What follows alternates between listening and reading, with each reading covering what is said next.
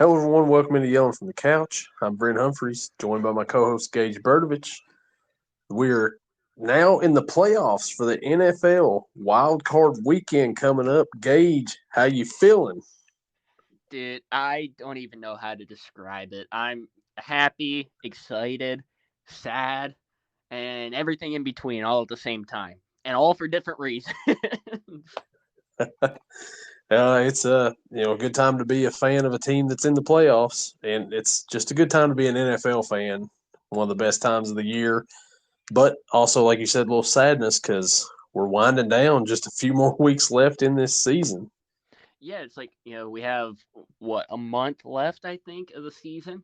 And on top of that, college football's already done. They finished up the championship game last week. It's like, God, come mid February, we're not going to have anything.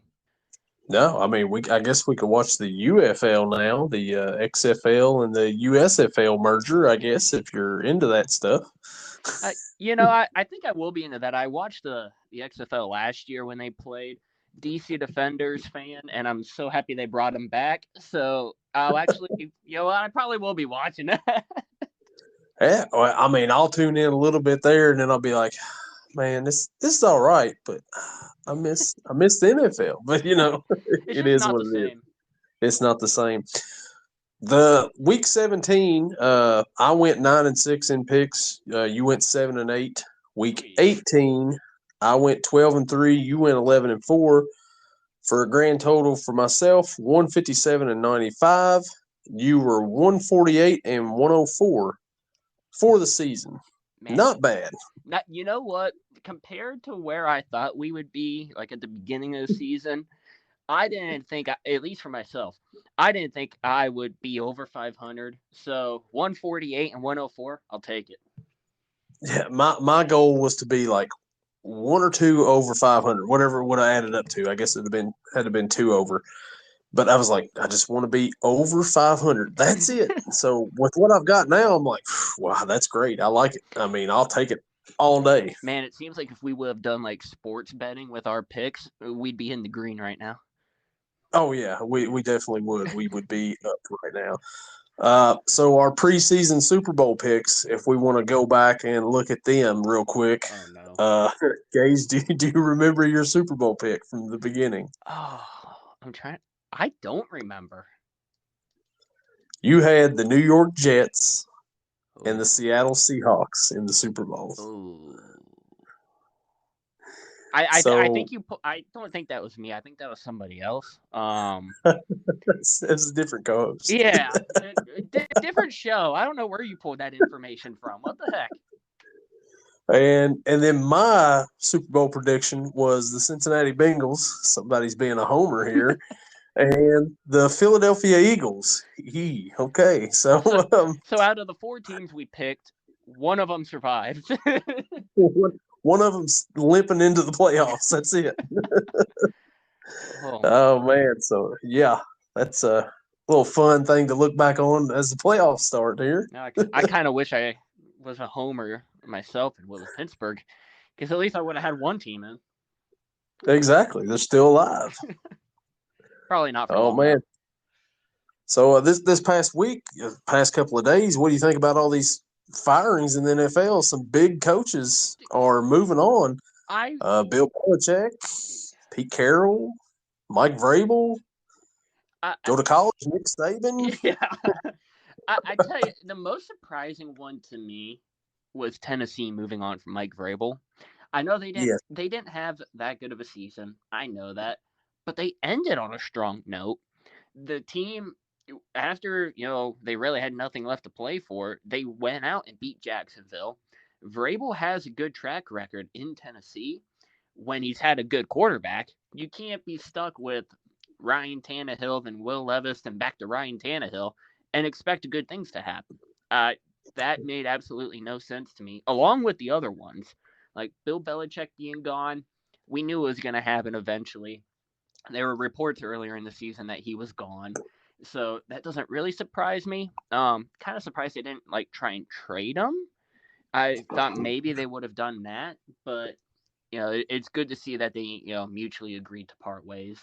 And Pete Carroll, I mean, I thought that would have happened a couple years ago, specifically like after the Russell Wilson trade. And I really didn't think Carroll, was fit to be a head coach, especially that high in age. But then there's that video earlier this season of him playing quarterback on the practice field. Maybe he'll stay with the team and do that. Who knows? Um, and then, like you said, also Nick Saban leaving Bama. I could not believe that. I was like, I saw it come over my phone, the Bleacher Report app and ESPN app. I'm like, what?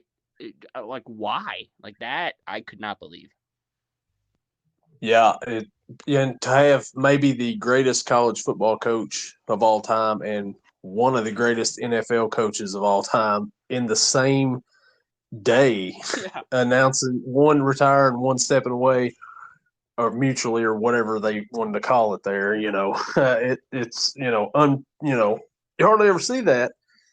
But it's going to be interesting to see for sure who all fills in these pieces. I think a lot of people's thinking that Vrabel may be heading back to New England to take over the head job there. I thought, like you said, a shocking one was Vrabel getting fired. He'd done a decent job with very little. I mean, maybe he had too much success when he first started. And, you have a couple of down years, and, what have you done for me lately? And that's kind of what the league is now. But that one kind of shocked me as well. But we'll see where he ends up. And we'll see where all these pieces start going here. Michigan just won the national championship. I'm pretty sure everybody's thinking that Jim Harbaugh is heading back to the NFL, and we'll see where he ends up at if he goes anywhere. I had that conversation with a coworker a week and a half ago, talking about Harbaugh and is he going to stay at Michigan? Is he going to go to a different school? Is he going to come to the NFL? And my thoughts on that are like, the one press conference here. I don't think it was after the national championship, but it was the one beforehand when he called JJ McCarthy the best quarterback in Michigan history. Why wouldn't he want to stay in Michigan and try to be with McCarthy his last year? If he's calling him the best quarterback in Michigan history, you have a good track record with him. Why not stay next year so this way no other head coach or anybody coaching wise in general comes in and potentially ruins him? We've seen that in the past with other quarterbacks where they have, really good year and then the head coach leaves, someone else comes in and the quarterback falls apart. So I've kind of said my thought is he'll stay at Michigan until next season, Harbaugh that is, and then go to an NFL team that looking for a head coach maybe has a top 10 pick, get in there, and then try and take McCarthy with him. That is what I think he would do. But it also wouldn't surprise me if Harbaugh took a job this year. Really wouldn't. Yeah, I think that eventually, whether it's this year, next year, or a couple years down the road, he's going to be NFL bound again. He's just once he made it to that Super Bowl and lost to his brother, he's been itching, I'm pretty sure, to get back there once again and to win a Super Bowl to match his brother. But who knows whether it'll be this year, next year, whenever. But he's eventually going to make his way back to the NFL. But we'll see how it all plays out there. Just a wild week and a half it's been. Oh yeah, and it was really quiet on Monday. Not usually it's they call it Black Monday, but there wasn't a whole lot of news on Monday. Mm-mm. Tuesday come around, there was a little bit. Wednesday is when we got the haymaker right there, and news came out. But somebody, I believe, on this podcast last week, I believe we both picked Michigan, I believe is what it was. No, maybe you just picked Michigan and I picked Washington because I was kind of pulling for Washington because I kind of like Michael Penix, but he really didn't have his best game that day. But, yeah, you correctly predicted that game there. And when you look at the stats, to be honest, JJ McCarthy didn't really have that good of a game. But I guess when you have two running backs going for over 100 yards, you don't really need to. Yeah, Michigan just did whatever they wanted to on the ground against Washington, and hurt a little bit, kind of hobbling around and stuff, but he doesn't play defense, so they still anything Michigan was doing there on the ground game. But it was a good national championship. Michigan deserved it, and yeah. So Yeah, I was happy with the Michigan win. I think we said this last week. Like, they deserve it after everything uh, the program's been through. The coaching suspension and fines, I'm sure, got handed out to the program as well. After all of that, and to be able to go out and win the national championship, that's kind of like a kick in the face to college football a little bit, but it's a good kick in the face. yeah, the whole sign stealing thing was just kind of I think everybody does it, and they just kind of took Michigan, kind of what am I trying to say here? They on them a little bit there when everybody else was doing things.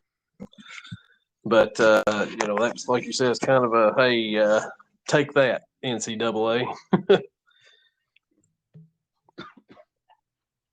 Oh man, so we'll start this Saturday with the wild card playoff predictions. The first game we have, the Cleveland Browns travel to Houston to face the Houston Texans. Cleveland's a 2-point favorite. Gage, who you like in this matchup? This one's going to pain me in the end because I don't want Cleveland to win, obviously. We don't want Joe Flacco to win a playoff game, but their defense is just so good. They kind of fell apart in the second half of the season. We know that. But still, when it comes down to it, I think they were still like a top 5 defense in the league. Meanwhile, Houston, they they, they need a lot of work on their defensive side of the ball. Um, Offensive wise, though, Joe Flacco's been slinging it a little bit. He had off um, last week, it was, when Cleveland got mollywopped by Cincinnati. Um, Jeff Driscoll stepped in, didn't do anything, then did a little bit, and didn't do anything else. But he had that Flacco had that week off. Him and Amari Cooper getting that extra rest. Maybe Flacco's arm was starting to go a little bit, so that extra rest really helped him out. I'm thinking Flacco's going to be able to sling it again this week. I'm going to take Cleveland here to get a playoff win. The first time since they beat Pittsburgh a couple years ago. And take down the Houston Texans. So give me Cleveland. Give me the points. Sadly. Oh man, so I think we both hate having to make this pick for sure. 2 weeks, 3 weeks ago, Cleveland went and played Houston, and Amari Cooper had 265 yards receiving and 2 touchdowns on Christmas Eve. CJ Stroud did not play in that game, but once again, played defense. I think that Flacco is going to have a pretty good game once again. Amari Cooper. As much as I'd love to see Houston pull off the upset here and win at home, I'm going to have to go with the Browns in this one. And I think that they that spread. And, man. God, that sucks. Yes, it does. It does not feel good to make that pick, but there we are. Whew. The second matchup Saturday, the Miami Dolphins, who dropped down to the 6th seed after their loss last week, travel to Kansas City to face the Kansas City Chiefs. Kansas City's a 5-point favorite.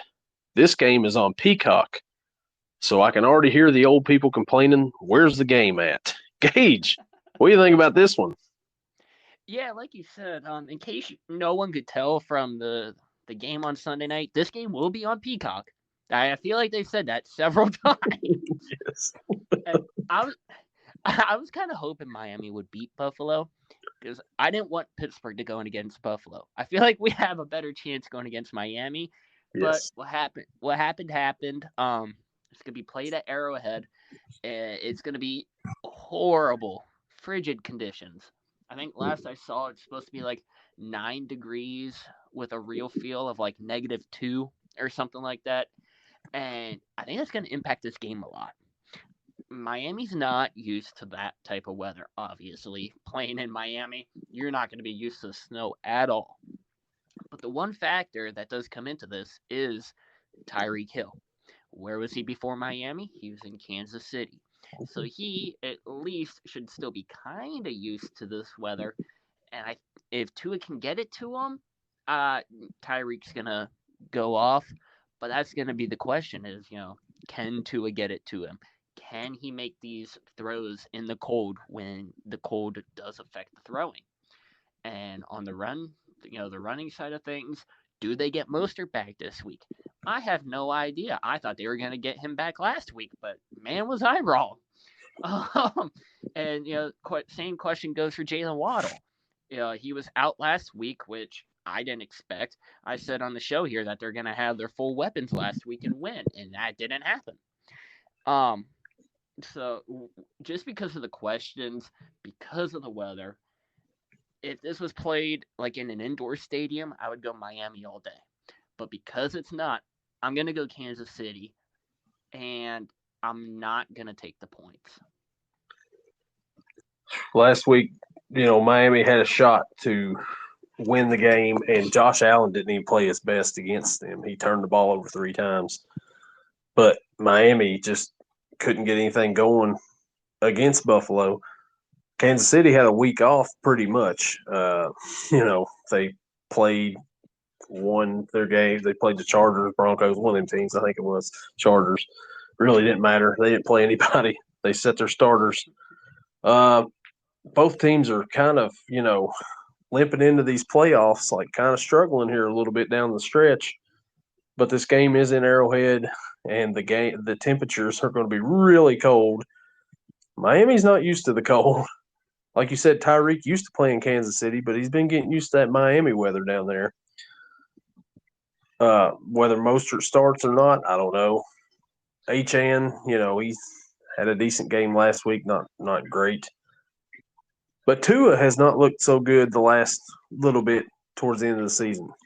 Then again, Patrick Mahomes hasn't either, but they're at home. Give me the Chiefs to win this one, and I think Miami will cover the spread though, but the Chiefs will win a close one in Arrowhead in a very cold game. The Peacock. We move on to Sunday's matchups. We got a triple header on Sunday. The first game, 1 o'clock game, is not on the Peacock, but it is on CBS. The Pittsburgh Steelers travel to Buffalo to face the Buffalo Bills.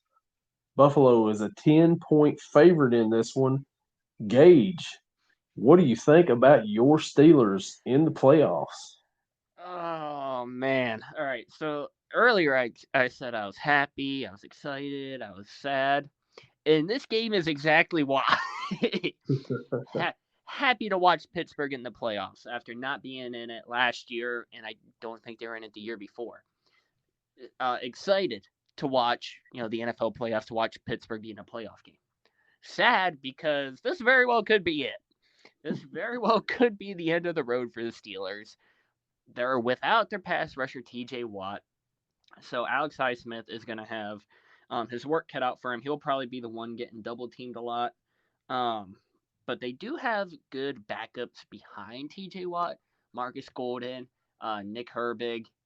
And Herbig, he didn't get a lot of playing time this year, but he does have, I think, 1 or 2 forced fumbles, a couple sacks. Small guy from Wisconsin, just like TJ Watt, and is very quick handed. So I think he'll be able to take advantage of that side of the line. Really hasn't been good for Josh Allen is his pass blocking. So that could be interesting to watch out for. And also in the back end of the defense, they get DeMonte KZ back from suspension. Minka Fitzpatrick is trending towards playing this week. And then they also still got Eric Rowe. Ever since Rowe was signed, I believe he was a free agent to the practice squad and has played. He has made big plays, whether it be forced fumbles, whether it be interceptions, tackles for loss. He's done it all, it feels like, every week. So I don't know exactly what they're going to do at the safety position. because then they also got Patrick Peterson. They got to figure out what to do with him. Are you going to put him back at corner where he wasn't really doing the best this year? Or are you going to rotate him in at safety? Or are you going to do some sort of hybrid mix with multiple safeties on the field? And, you move him back to corner. You take Levi Wallace out. Joey Porter Jr. is going to be on Stephon Diggs. That's the matchup I'm excited for. And also, have you noticed how I haven't said anything about the Steelers' offense? Because there really is none. Mason Rudolph, I saw stats the other day. I can't remember the numbers off the top of my head. But the last 3 games Mason has started, he's thrown for a certain amount of yards. I don't remember the amount. He's also thrown for, I think it's like half the amount of touchdowns that Kenny Pickett had all season. And he had no interceptions, which is huge, especially for a guy that hasn't played in forever. Josh Allen, on the other side of things, he's turned the ball over quite a bit, especially past couple weeks. I think he has 4 interceptions in the last 3 games, a fumble or 2 as well.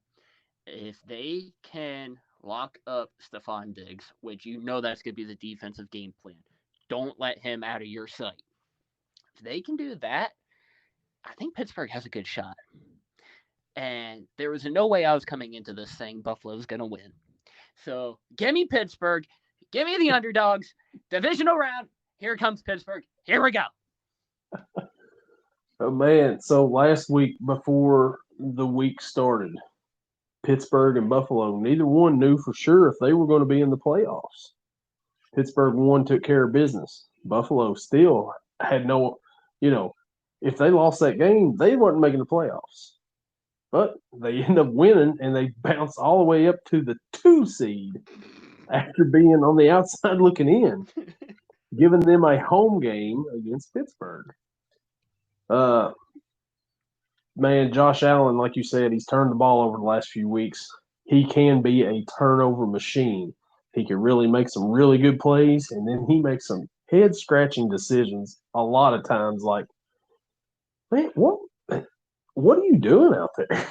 But in Pittsburgh's defense, if they can get a few turnovers on Josh Allen this week, I like Pittsburgh's chances in this game because that's where they're going to win. They're going to end up winning on the defensive side because you said offensively, they don't have a whole lot.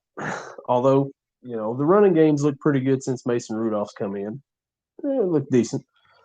But the defense, man, has been there all year just about. Can they hold Stephon Diggs down a little bit? And can they force some turnovers from Josh Allen? Here's a stat you may not want to hear, Gage. Oh, no. The Steelers have made the playoffs 3 times since the start of the 2017 season. They've given up at least 42 points in all 3 of those games. Yeah. And without TJ Watt, I think that's a big missing piece for Pittsburgh this Sunday. With that being said, I'm going to have to go with Buffalo, man. But I think Pittsburgh covers. Oh. I don't think they give up 42 this time. It's going to be closer than what it is. It's going to be nasty weather up there. It's going to be cold. Pittsburgh's used to that, though. But it's going to be a low-scoring defensive battle. Buffalo wins it, though, in a close one. So, 2 other things. This might change your mind. Probably not, but this might. Gabe Davis is trending towards not playing this week after he suffered that PCL strain last week. So they're looking to keep him out, which is going to be huge because who's their number 2 then? Khalil Shakir? Steelers should have no problem with him. And then also, I was reading reports. I don't know if this is real, fake, if it's going to happen, whatever. That if the weather gets so bad this week, they might move the game to Cleveland.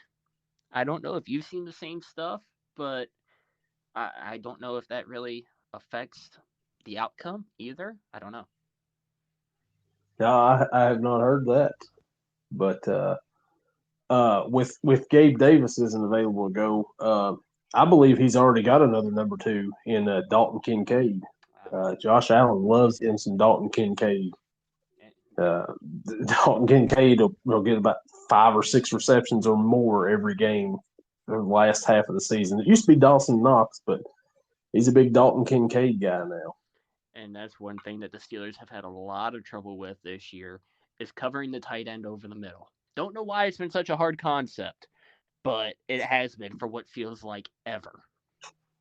Yeah, and with that being one of his favorite targets, it's not a favorable matchup there. But we'll see whether the game's in Buffalo or Cleveland, or they played in Detroit one year, I believe, when there was a blizzard in Buffalo. So I mean, there's an option there too, I guess.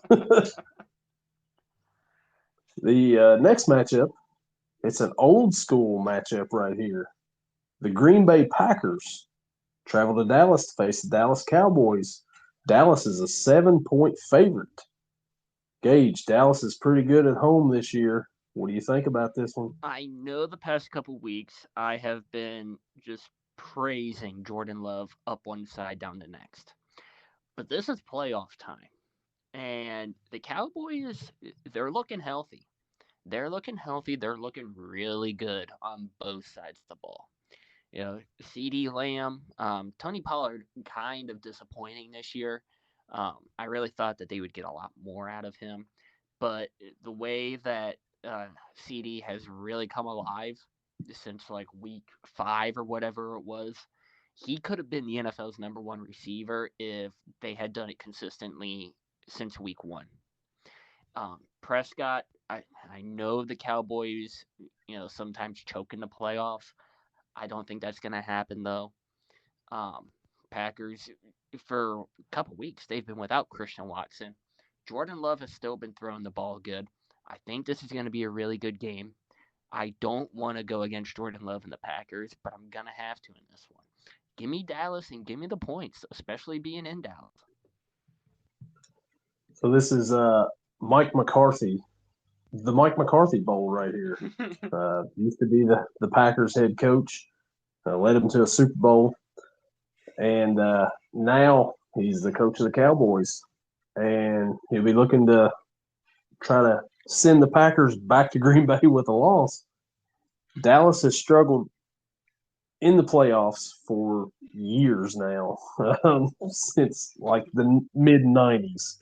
They have not made it to a NFC championship game. They're at home this time. Like you said, Jordan Love has played great the last few weeks, especially the second half of the season. Young Packers team, they've really come on, really been fun to watch.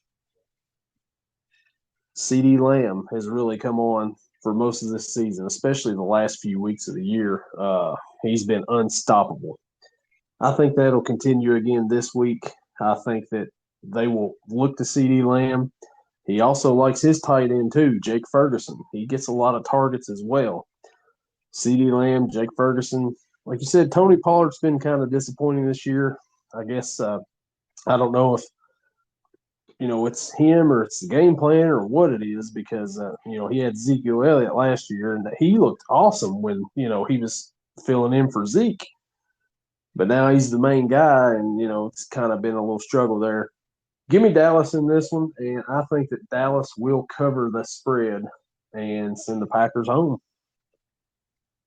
The final matchup for Sunday night, the LA Rams travel to Detroit to face the Detroit Lions. Detroit's a 3-point favorite. This game is on NBC, not Peacock, but NBC. And this could be called the Matthew Stafford Bowl or the Jared Goff Bowl. These two were traded for each other. Gage, what do you think about this matchup? This has to be the game that I am most excited for. Obviously, behind the Steelers game, that doesn't count. As a normal football fan, this is the game I would be most excited about. You have two teams coming in who, offensive wise, they've been wow. Between Amon-Ra St. Brown, Sam Laporta, who questionable. I don't think he's been ruled out yet. And then Josh Reynolds as the other receiver, and then the running game mix up between David Montgomery and Jahmyr Gibbs for the Lions. And then on the Rams side of things, you throw in Cooper Kupp, Puka Nacua, Kyron Williams, and Matthew Stafford, who looks like prime Matthew Stafford. The way he's been throwing the ball, the way he's been running, throwing on the run, it's all been incredible this year. I don't really know which team has the better defense. I think both of them were kind of average this season. The Rams, obviously, you got Aaron Donald, one of the best in the game. Yeah, yeah. But what else do you really have? I mean, you have. I'm trying to think of other players on their defense. Akilla Witherspoon, former Steeler. He was awful, but they still have him. Um, and what do the Lions have? They got Brian Branch. I'm pretty sure he's playing this week.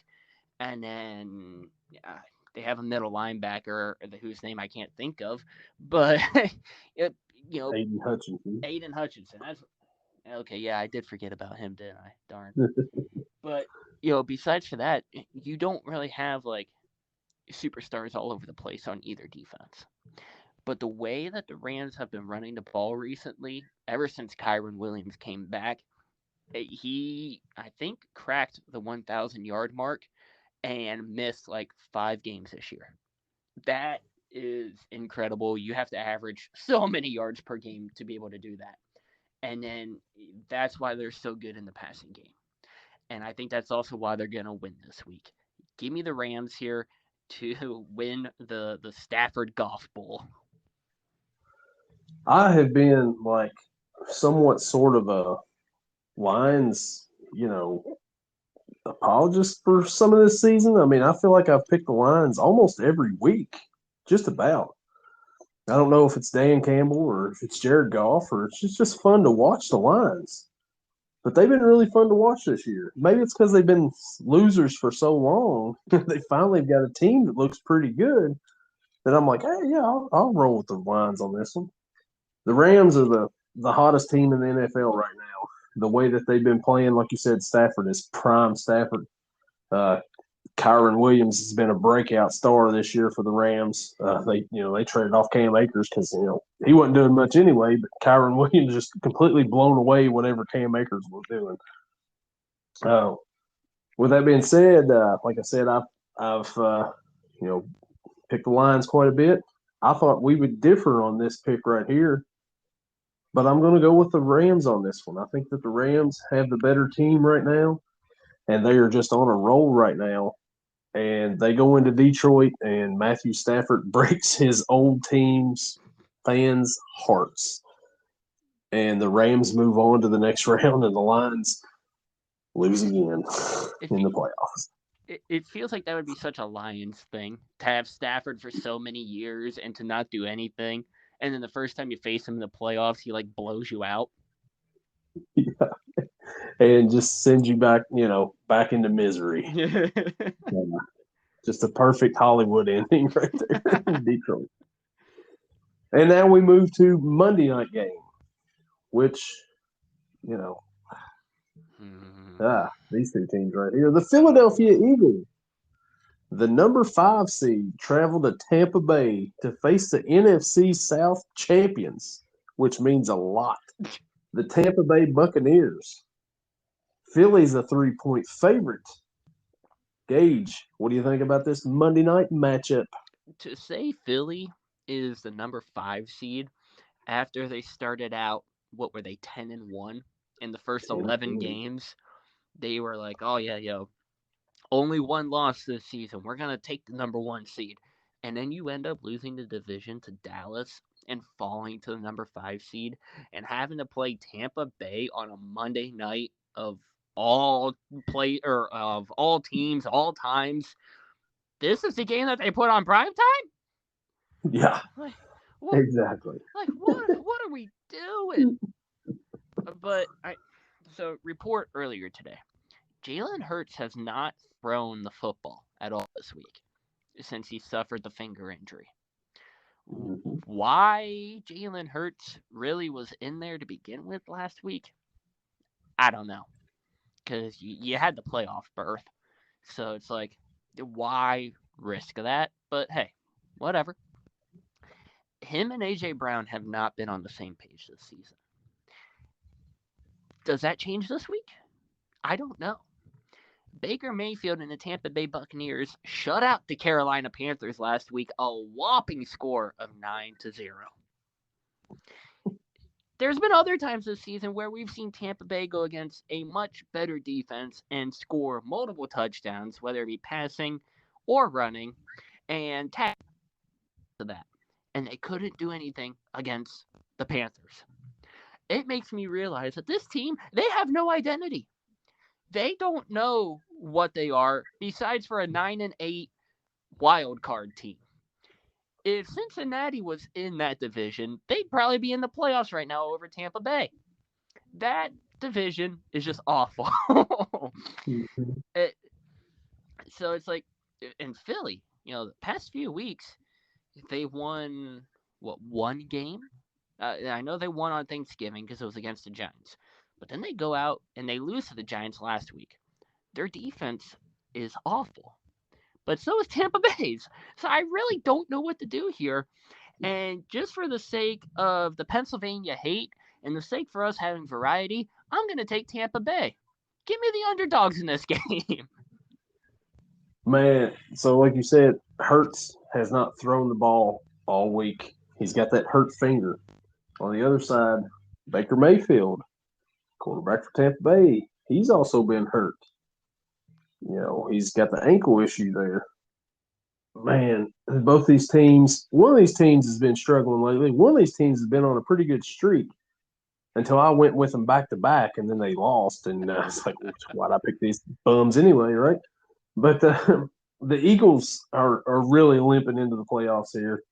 But I think that they'll find a way to get it together and pull off a victory in Tampa Bay to move on to the next round. Now, once they get to that next round, I don't know about that, but I think they'll have enough to beat Tampa Bay this week in these playoffs. And you mentioned if the Bengals were in the NFC South, they would be in the playoffs. The Bengals had the worst record in the AFC North at 9-8. And the best record in the NFC South is also 9-8. So it kind of says what kind of divisions those two divisions are right there. I think this was also like the first year, maybe ever, or maybe just in a long time, that a division in football, all four teams finished above 500, and that would be our division, the AFC North. Yep. First time since 1935 when that happened. That's incredible, and that tells you that the North is the best division in the league. Oh, absolutely. There's no doubt about it. And, we have to play each other 6 times a year. I mean, that's like kind of not fair. I agree. And the worst part is Pittsburgh went 5-1 in the division, and they Yeah. only ended up with 10 wins. Yeah. And the Bengals went 1-5 in the Yeah. division. And we're competitive in every game, Yep. So, I mean, it's just, and some of these teams, just sneak in and get a home playoff game. That's, Tampa Bay, 9-8 and get a home playoff game. Cool. I was really hoping there was a situation last week that Pittsburgh could have snuck into the 6th seed.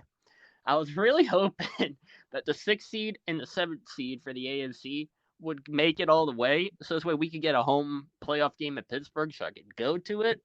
But I'm not traveling anywhere to go see Pittsburgh in a playoff game. Yeah, you're not going to Buffalo this week? Absolutely not. Not in that projected weather. I'm good.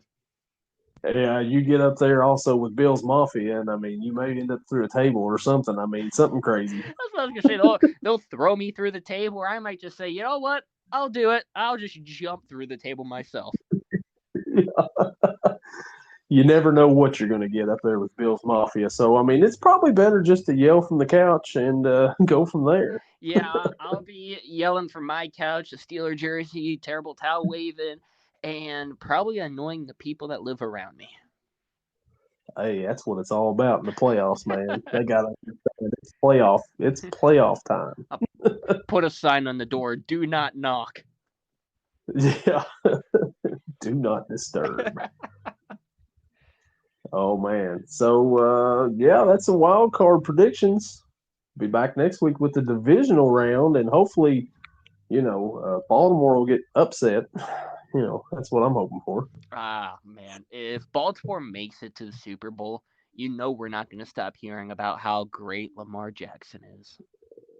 Tell me about it. I know he's probably gonna win the MVP and this and that, and it's worse for me with Lamar because he went to Louisville, and I'm a Kentucky fan, and Louisville's a big rival, so I'm like, I can't wait till he leaves Louisville.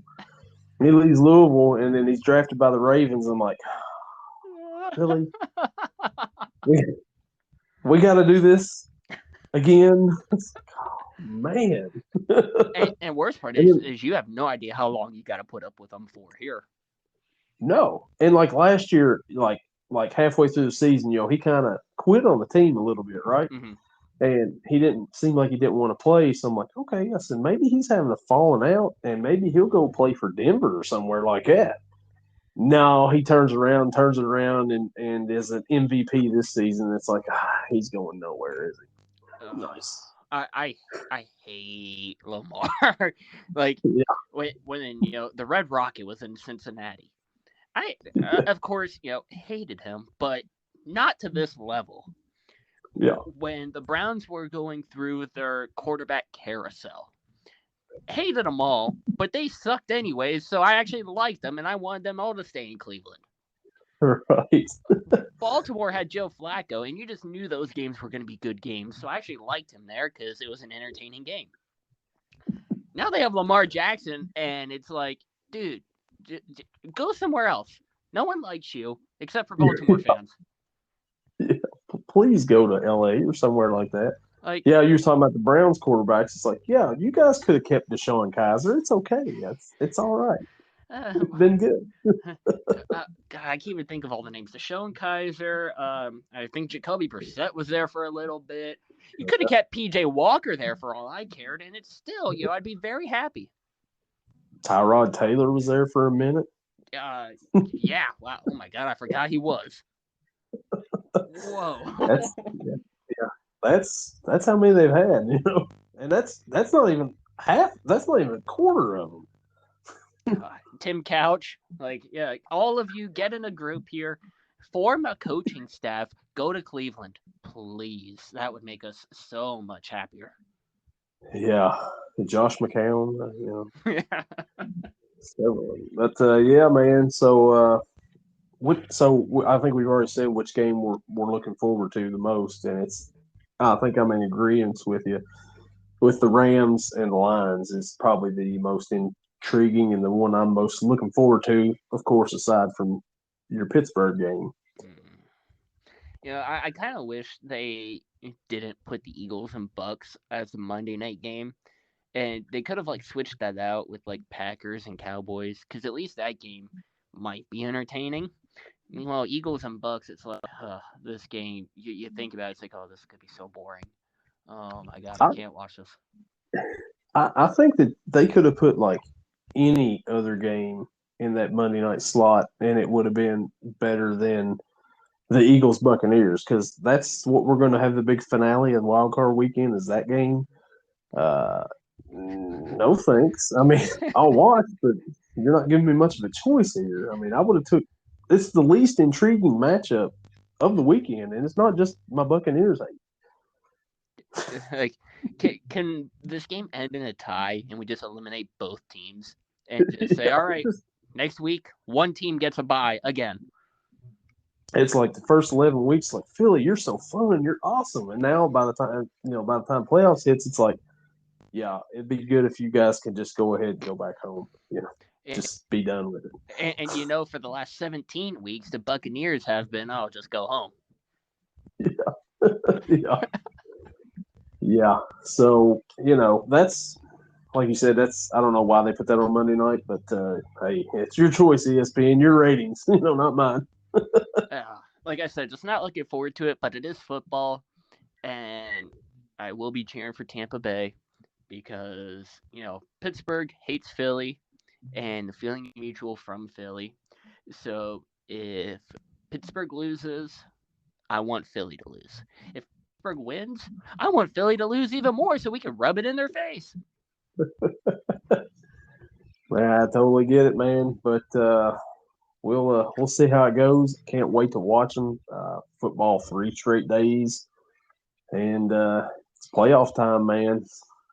It's the best time of the year. Best time of the year, but we go back to that commercial to, soon it'll just be a lonely day in Buffalo. And hopefully that day is Monday. Oh man, it very well could be. Defense shows up. That's all you need. Boom. Man. All right, man. Well, good luck to you. Enjoy the game. Have fun, and we'll see how it is. Maybe it'll be a celebration next week for you for divisional round matchup. If Pittsburgh wins, I will start off the podcast by singing the "Here We Go" Pittsburgh song, and I will love absolutely every minute of it. Yeah, because Pittsburgh wins, they travel to Baltimore next week. You didn't have to say that. Put that in my mind. You did not have to do that. I know we beat them earlier this season with all their starters, but come on. Hey, we will cross that bridge when we get to it, huh? And hopefully we do. All right, man. We'll have a good one, and we'll see you next week. All right. See you later.